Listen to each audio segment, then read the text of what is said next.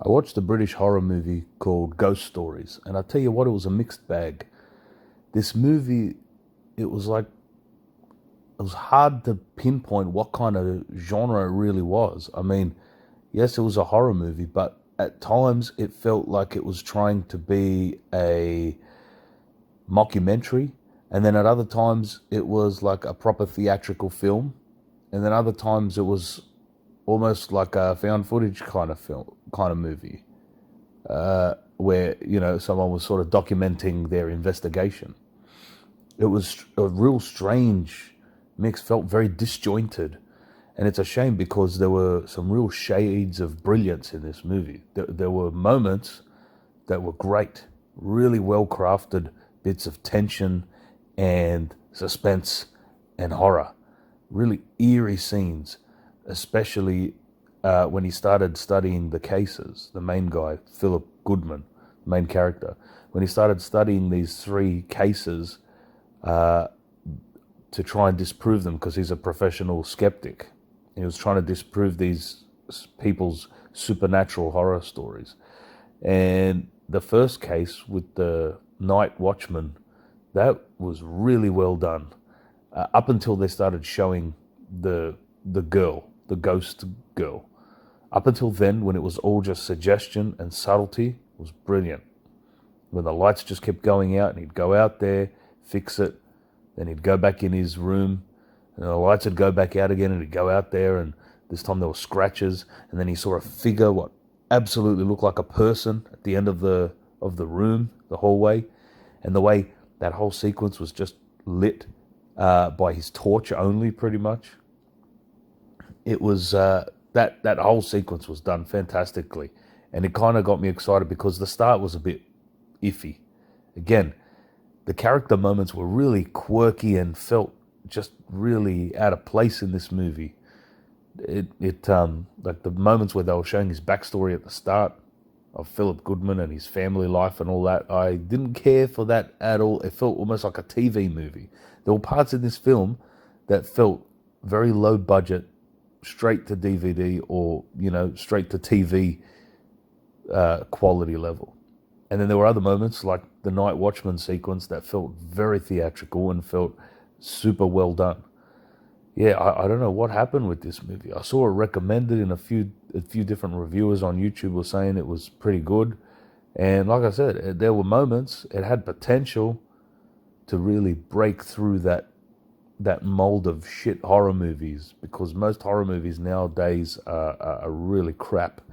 They just rely on jump scares, shaky cam, and like I've said in other videos, I can forgive shaky cam in a found footage film. That's what it's all about. It's supposed to be carried by a person, the camera, as they're walking and discovering things. All right, but in a theatrical film, a proper higher budget movie, it's not, shaky cam is unforgivable. All right, and this movie didn't have shaky cam. It was actually beautifully shot. All right, but it was so disjointed, and it's hard to keep track of my thoughts on this movie because they're just bouncing all over the place for how sort of a mess this movie felt like it was to me. The second sequence had potential as well. When he arrived at the house of that young boy, that whole sequence going up to the boy's bedroom was eerie as hell. When he looked in the kitchen, Philip Goodman, and he saw the mother and father just standing at the sink with the water running, and they're just standing there with their backs to him, not doing anything, look like they're just staring at the wall. That was eerie. That was good. These subtle things like this is what makes great horror. And it feels like nowadays they overblow it. They do the big the loud noises and jump scares and shit like that. And this movie had a few jump scares with the loud noise, and it was like it was such a shame because it was insulting to the film, because like in the Night Watchman sequence, it built up all this tension. It was so earned. It didn't need a jump scare, and especially a jump scare accompanied with loud horns. that's cheap shit that they put in crappy horror movies, low budget, nothing ones. This movie felt like, with the cinematography and some of the pacing in the suspenseful scenes, it deserved better. So it's really weird. It's like with the writing in this film and the execution, it was like there were moments where they were really, hitting high notes of almost perfection in terms of a well-crafted horror scene. And then it would just fall apart in between, leading up to another great horror scene. And then the rest of the movie would fall apart again. And the movie also, I feel like in the third act, it just collapsed into this sort of,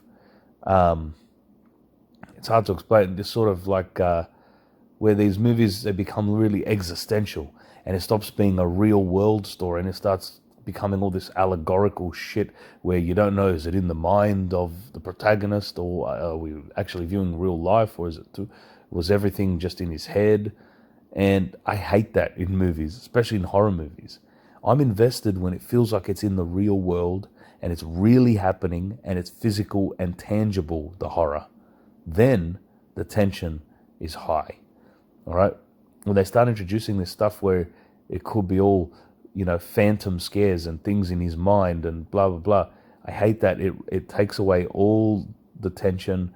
There's no more level of threat or dread. If it's all in his mind, then there's no physical threat anymore. And I like physical, tangible, real-world horror films.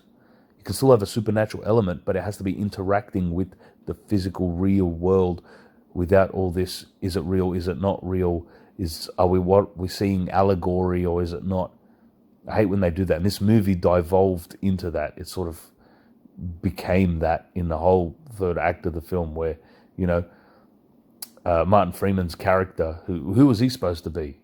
The Grim Reaper, the Satan, who knows? I don't know if this movie was trying to be deep or what. Maybe, I'm just thick and I didn't get all the amazing layers that it has and the amazing allegories, but it felt hollow to me by the end, the way they just turned it into, the main guy's actually in a coma. He tried to commit suicide and this was all in his head. The characters were all people that work in the hospital surrounding him while he's in a coma, and he imagined it all playing out in his head.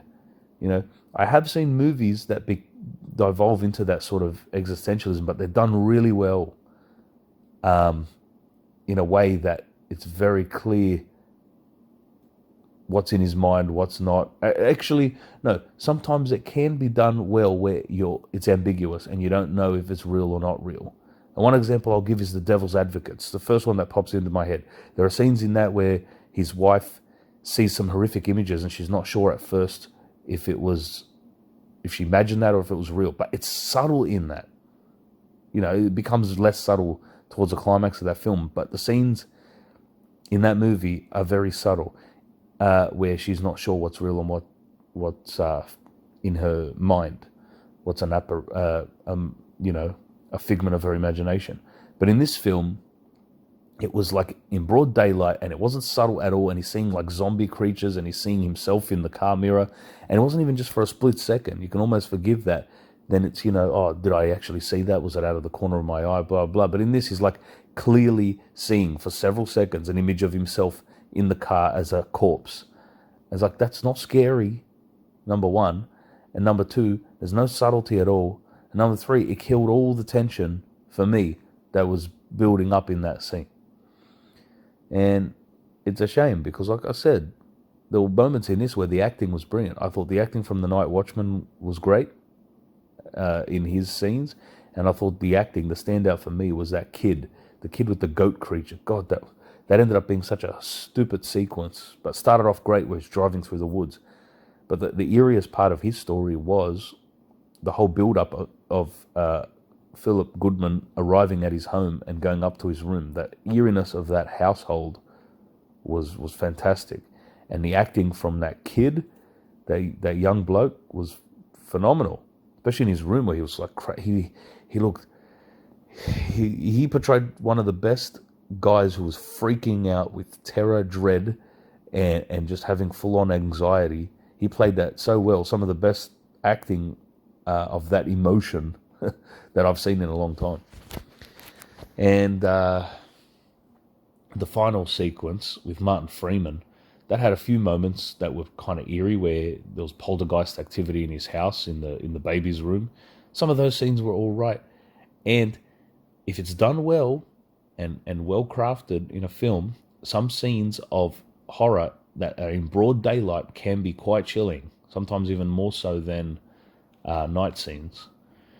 But so that had some good scenes too. But then, like I said, it just went from real world stories that these people were telling him, and he had to decide whether they were real or not. But when the stories were being retold, we got to live them out through the eyes of the person experiencing it.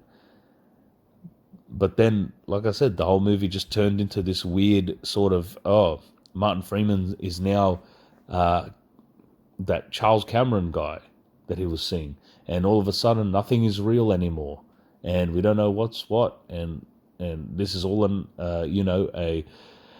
some kind of supernatural trial happening in the mind of Philip Goodman as he comes to terms with the guilt from not saving that handicapped guy when he was a kid.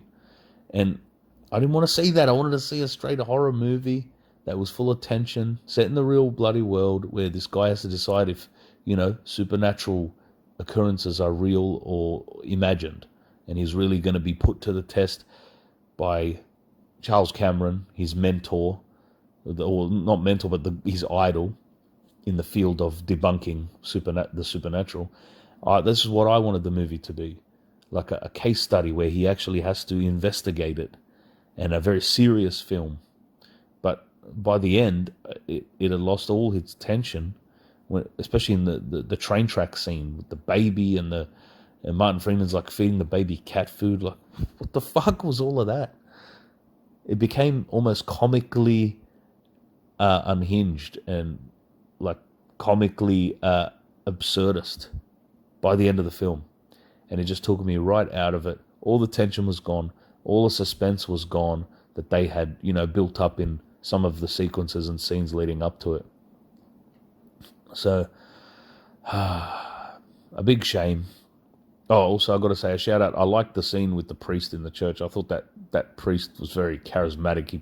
I don't know, his little speech he gave to Philip Goodman, I thought was pretty well written for the most part. And it was, maybe it's because the whole rest of the last act of the film disappointed me so much. I was just remembering the bits that were half decent. But anyway, check it out if you like horror movies, I guess. There are some standout sequences in it. The Night Watchman scene was, I found that to be quite fantastic up until he saw the apparition of the girl, all the way up until he went into the room with the mannequins. I thought it would have been so much more eerie if, when he got locked in that room, the mannequins just started moving or coming towards him or something. Maybe that would have looked ridiculous too, but it would have been better at least than just a girl standing there and hugging him. Anyway, I like the way that the priest explained it, as well as highlighting the scene with the priest, where he said that, that apparition that he saw, whether it was imagined or not, the man experienced it and it made him reconnect with his daughter. I thought that was kind of touching, in a weird way in the middle of a horror movie. But, yeah, anyway, check it out. Like I said, some scenes are quite well done, some of the horror scenes, but I felt the rest of the movie was just weak and badly written, and I hate the way it just became a weird, sort of abstract, allegorical, bloody nothing at the end. That's what it just became for me. I hated the ending, and I guess that's that. Not much else to say. All right, I'll leave it there, folks. Please like, share, subscribe, comment. Thanks for listening. Take care, be good, and I'll see you later.